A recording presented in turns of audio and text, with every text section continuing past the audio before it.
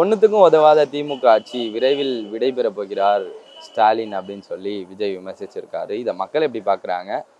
ஸ்டாலின் விரைவில் விடைபெற போகிறாரா? ஒன்றுத்துக்கும் உதவாதா திமுக ஆட்சி அப்படின்னு சொல்லி மக்கள்கிட்ட கேட்டு தெரிஞ்சுட்டோம். வாங்க. கருப்பு சிவப்பு வர்ணம் பூசின சைக்கிளில் வந்து நான் திமுகவுக்கு ஓட்டு போட சொன்னேன்னு சொன்னதை விஜய் மறந்துட்டார். இன்னைக்கு அவர் திருசா மயக்கத்திலேயே இருக்கார். அதனால் அவருக்கு வந்து இப்படிலாம் பேச வைக்கத்தான் செய்யும். அவர் தமிழ்நாட்டு மக்களை வந்து முட்டாள் நினச்சிக்கிட்டு இருக்கார்.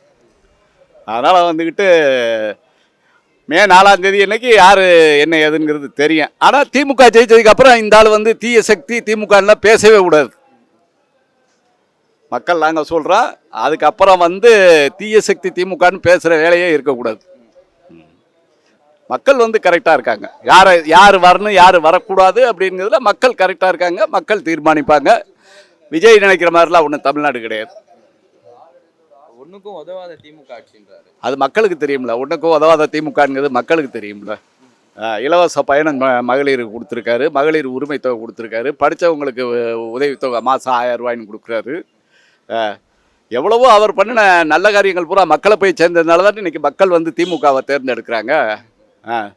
இவர் பெரம்பூரில் நேற்று வந்து நின்று வேட்புமனுவை தாக்கல் பண்ணிவிட்டு பெரம்பூர் மக்கள் எனக்கு ஓட்டு போடுன்னு சொன்னால் பெரம்பூர் மக்கள் ஓட்டு போட்டுருவாங்களா?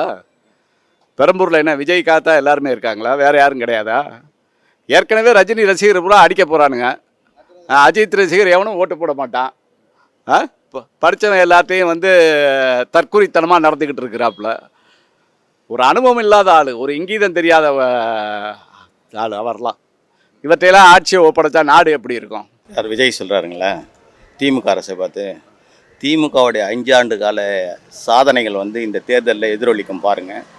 யார் வீட்டுக்கு போக போகிறாங்கன்னது ஏப்ரல் 4ஆம் தேதி தேர்தல் முடிவு வந்த பிறகு தெரியும். தேர்தல் முடிவுனது மக்கள் தான் எஜமானர்கள். மக்கள் தான் தீர்மானிக்கணும் எந்த ஆட்சி இருக்கணும், யார் ஆளணுன்னது மக்கள் தான் தீர்மானிக்க போகிறாங்க. அந்த மக்கள் எல்லாம் திராவிட மாடல் அரசுக்கு தான் சப்போர்ட்டாக இருப்பாங்க. ஸ்டாலினை தான் மீண்டும் தேர்ந்தெடுப்பாங்க. மே 4ஆம் தேதி ஸ்டாலின் தான் முதலமைச்சராக போகிறார் பாருங்கள். இந்த தேர்தலில் தமிழ்நாட்டில் வந்து எல்லாரும் மகளிர்லேருந்து படித்த இளைஞர்கள் படித்தவங்க எல்லாமே திமுகவுக்கு மட்டும்தான் வாக்களிப்பாங்க. தற்கூரிங்களை பற்றி எங்களுக்கு அவசியம் கிடையாது. அவங்கள பற்றிலாம் கணக்கிலேயே நாங்கள் வைக்கலை. பிலோ 18 இயர்ஸ் இவங்கெல்லாம் எங்களுக்கு கணக்கிலேயே கிடையாது. மீண்டும் திமுக தான் வரும். இவர் தான் விடை பெற்று போவார்.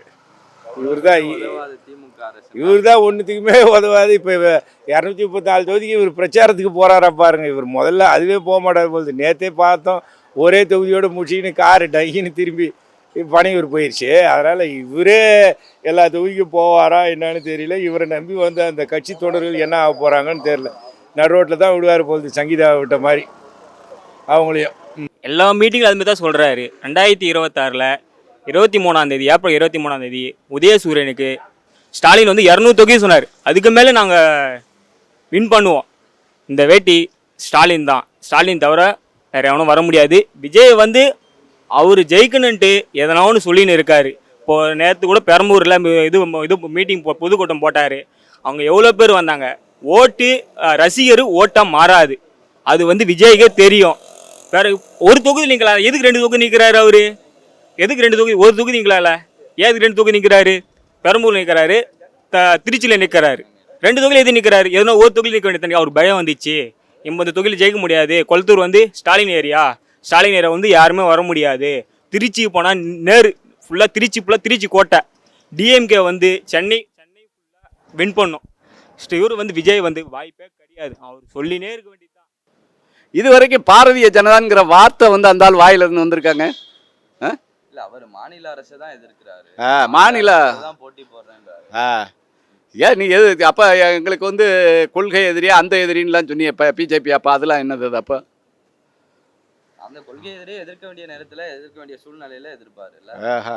இப்போ என்ன இதாகிக்கிட்டு இருக்குது? அப்போ இப்போ எதிர்க்க வேண்டிய நேரம் இல்லையா? இப்போ ஏற்கனவே அவங்க வந்து தமிழ்நாட்டை 3ஆ பிரிக்கலாமா 2ஆ பிரிக்கலாம்னு பிஜேபி திட்டம் போட்டுக்கிட்டு இருக்குது. சொல்லிட்டாரு அவர். ஒன்று டிஎம்கே, டிவிகே, இது 2த்துக்கும் தான் போட்டின்றாரு. அது அவர் கற்பனை இல்லாமல் வைக்கிறாரு.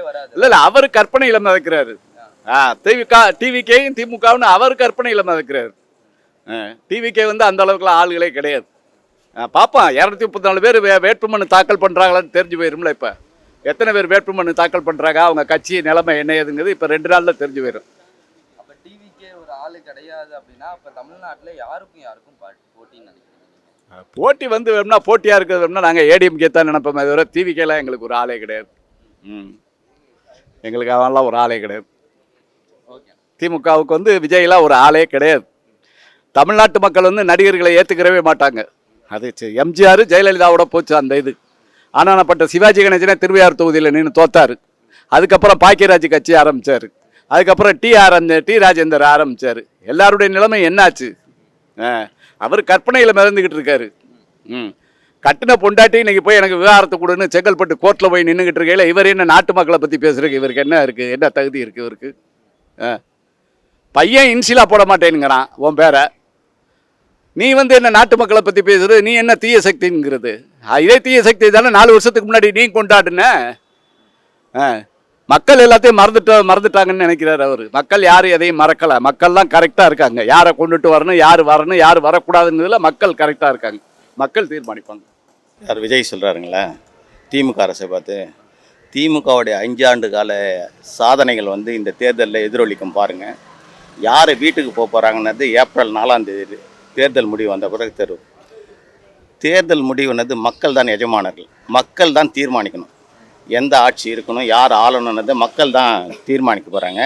அந்த மக்கள் எல்லாம் திராவிட மாடல் அரசுக்கு தான் சப்போர்ட்டாக இருப்பாங்க. ஸ்டாலினை தான் மீண்டும் தேர்ந்தெடுப்பாங்க. மே 4ஆம் தேதி ஸ்டாலின் தான் முதலமைச்சராக போகிறார் பாருங்கள். இந்த தேர்தலில் தமிழ்நாட்டில் வந்து எல்லாரும் மகளிர்லேருந்து படித்த இளைஞர்கள் படித்தவங்க எல்லாமே திமுகவுக்கு மட்டும்தான் வாக்களிப்பாங்க. தற்கூரிங்களை பற்றி எங்களுக்கு அவசியம் கிடையாது. அவங்கள பற்றிலாம் கணக்கிலேயே நாங்கள் வைக்கலை. பிலோ 18 இயர்ஸ் இவங்கெல்லாம் எங்களுக்கு கணக்கிலேயே கிடையாது.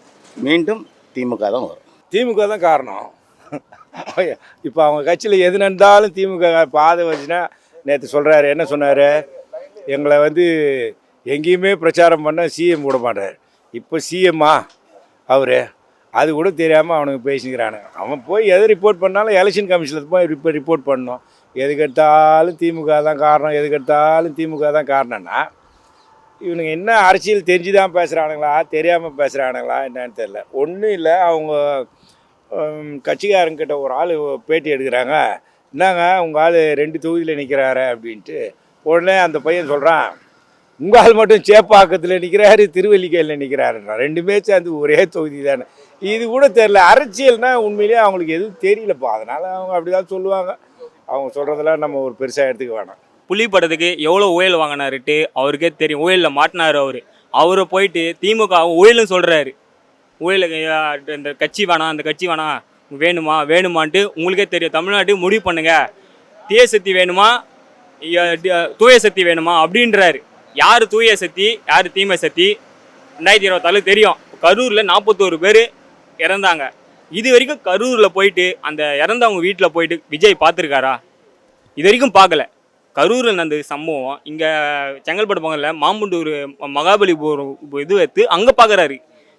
உங்கள் ரசிகர் வந்து அங்கே இறந்துருக்காங்க, நீ என்ன பண்ணணும்? அங்கே கரூரில் போய் பார்க்கணும். நீ என்ன பண்ண? நான் ஏன் பார்க்கணும்? அவங்கள வர வச்சு இங்கே பார்க்குற. எவ்வளோ பேர் மாநாட்டை போட்டிருக்க, எவ்வளோ மாநாட்டு போட்டிருக்க, எவ்வளோ பேர் இறந்துருக்காங்க. இது வரைக்கும் 51 பேர் இறந்துருக்காங்க. இதே டிஎம்கே போட்டுச்சு, ஏடிஎம்க்கு போட்டுச்சு, நாம் தமிழும் போட்டுச்சு. இது வரைக்கும் யாருன்னா ஒரு மாநாட்டில் போய் யாரா உயிர் போயிருக்கா? இவர் எப்போ கட்சி ஆரம்பித்தாரோ எல்லாமே பலிகடை தான் இங்குது. ஒரு 2026 வந்துட்டாருன்னா தமிழ்நாடே அழிஞ்சிரும்.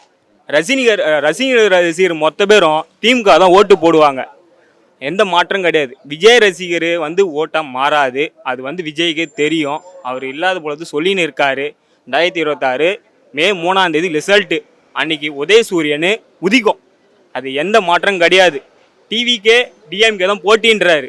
நானா சொல்கிறேன், டிஎம்கேக்கும் பிஜேபிக்கும் ஓட்டு. டிஎம்கேவும் பிஜேபிக்கு தான் இங்கே போட்டியே. அவர்னா இடையில வந்து டிவிக்கே டிஎம்கே சொல்லிங்கிறாரு. ஆமாம், போட்டி. டெல்லிக்கும் தமிழ்நாட்டுக்கும் தான் போட்டி. அது வந்து எடப்பாடிக்கு தெரியும்.